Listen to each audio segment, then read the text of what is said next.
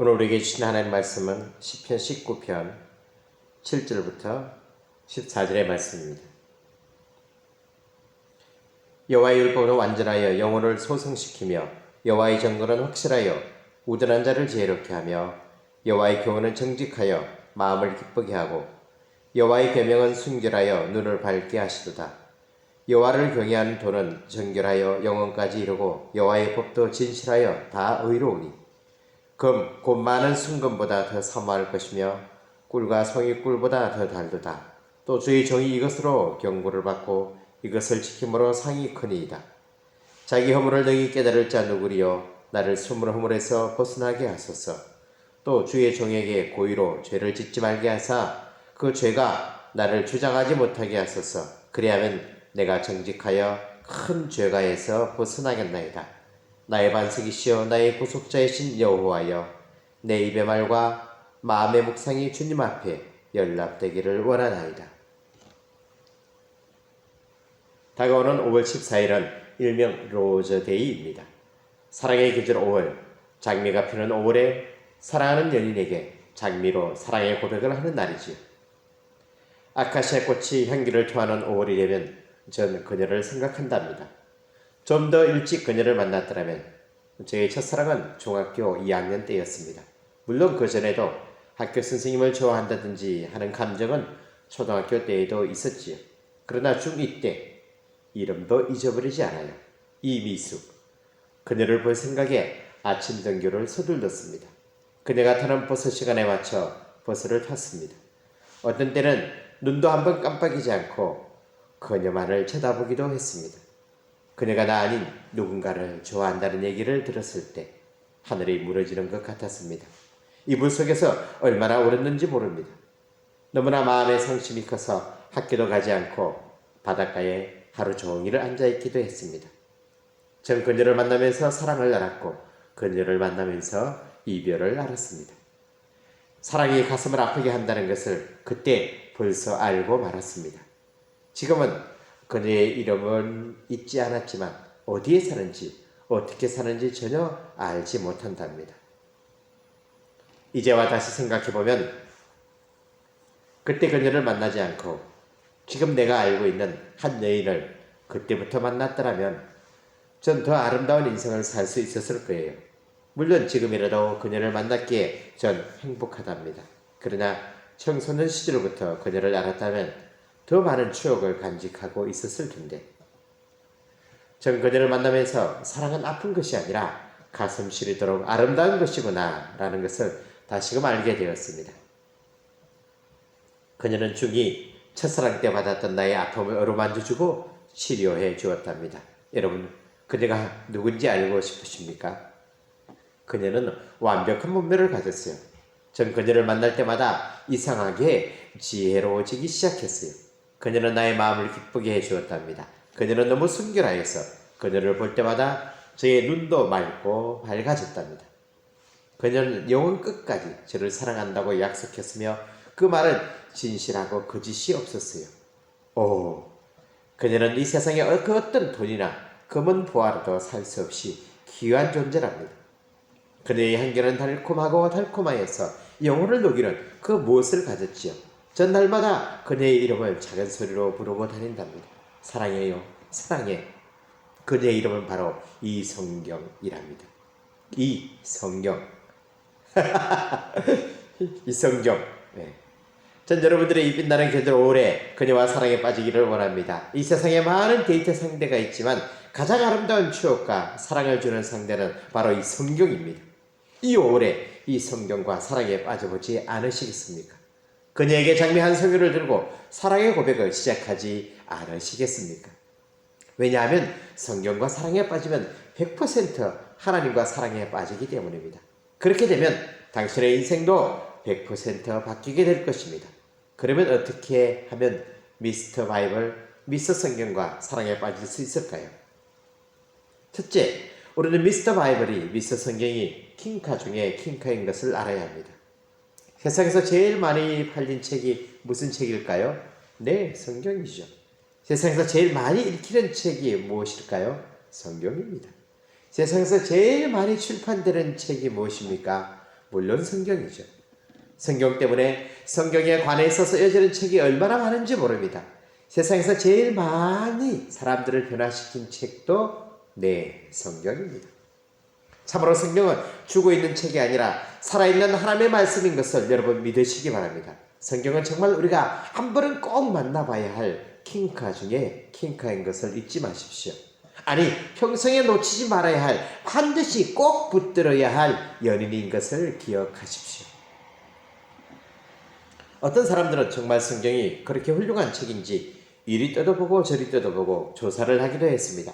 그 중에 한 사람이 누구냐 하면 바로 루 월레스입니다.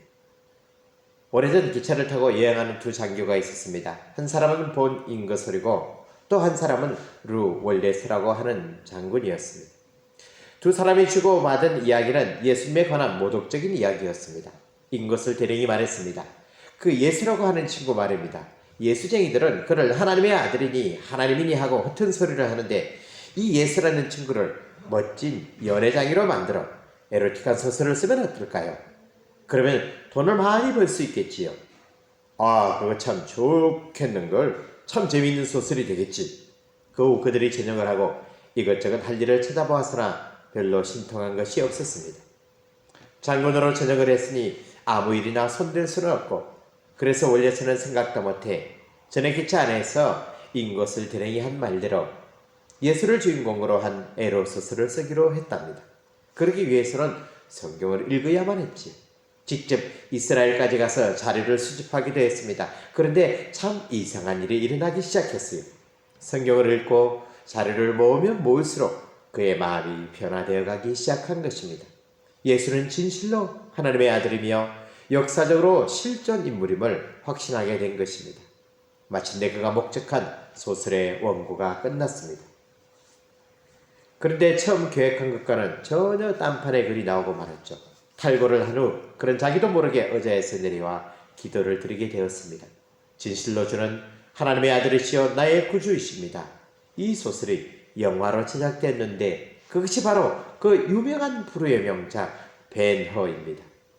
여러분, 진실로 하나님의 말씀은 자기를 미워하는 사람까지도 변화시키는 킹카 중에 킹카인 것을 믿으시기 바랍니다.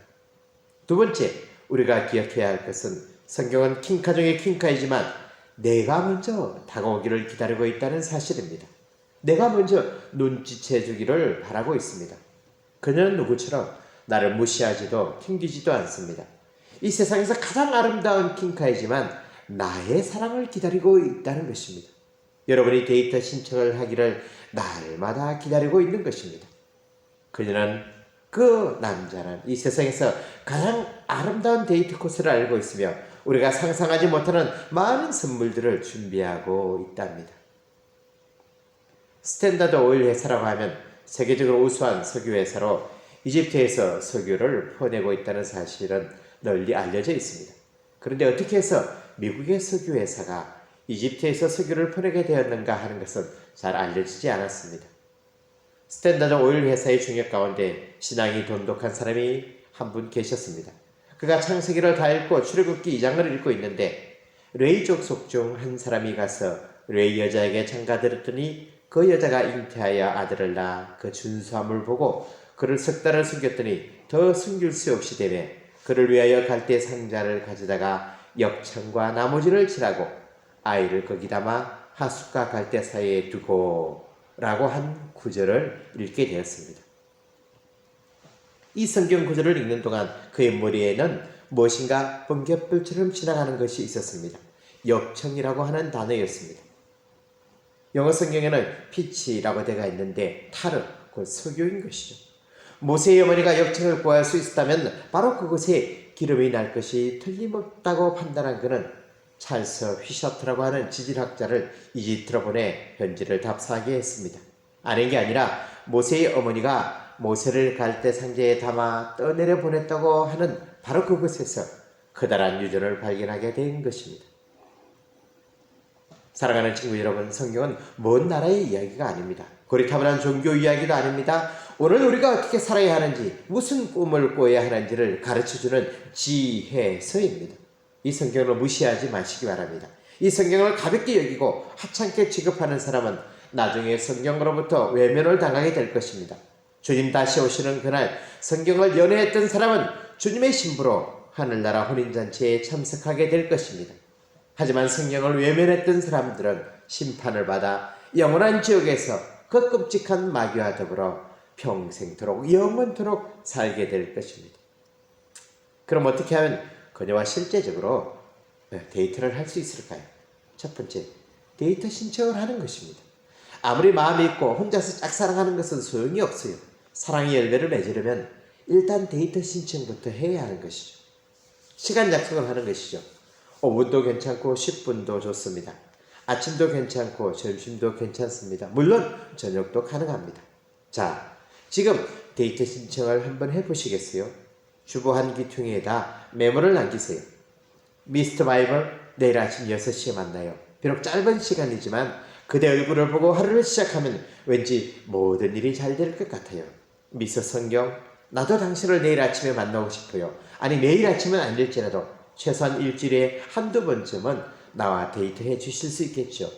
화요일이 좋겠군요. 그런데 난 한 번 자면 잘 못 일어나니까 당신이 좀 깨워주면 좋겠어요.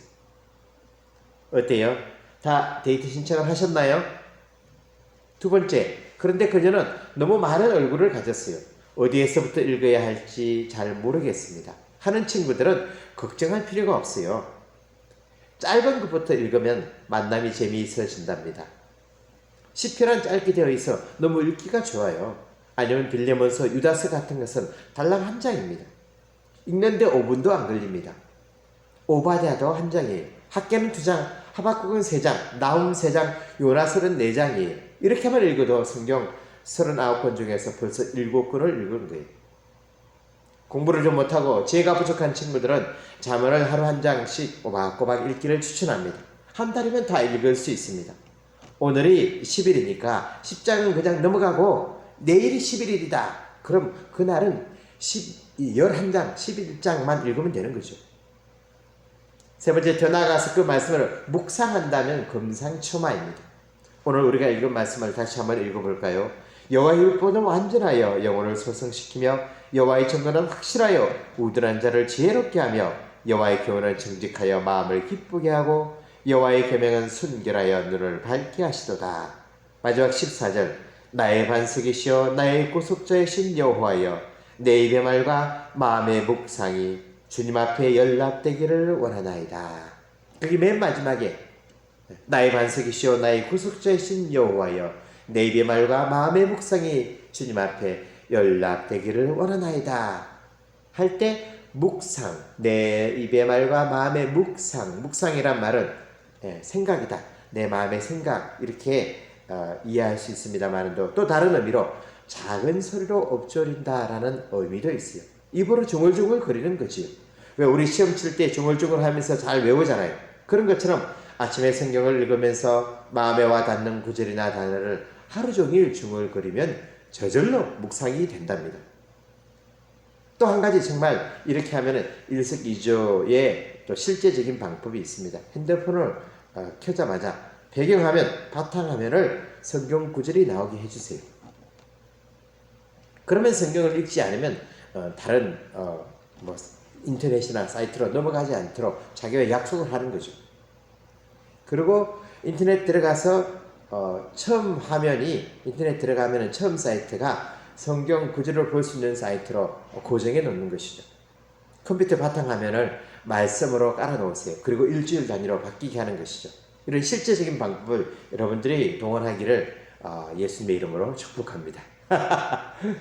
사랑하는 친구 여러분, 우리가 성경을 읽기 시작하면 그것이 당신을 위해 쓰여졌다는 것을 알게 될 것입니다. 아주 오래전에 당신을 알지 못하던 날, 당신이 태어나기도 전에 당신을 향해 보내진 연애의 편지라는 것을 알게 될 것입니다. 오늘도 그 남자는 당신이 찾아오기를 기다리고 또 기다리고 있습니다.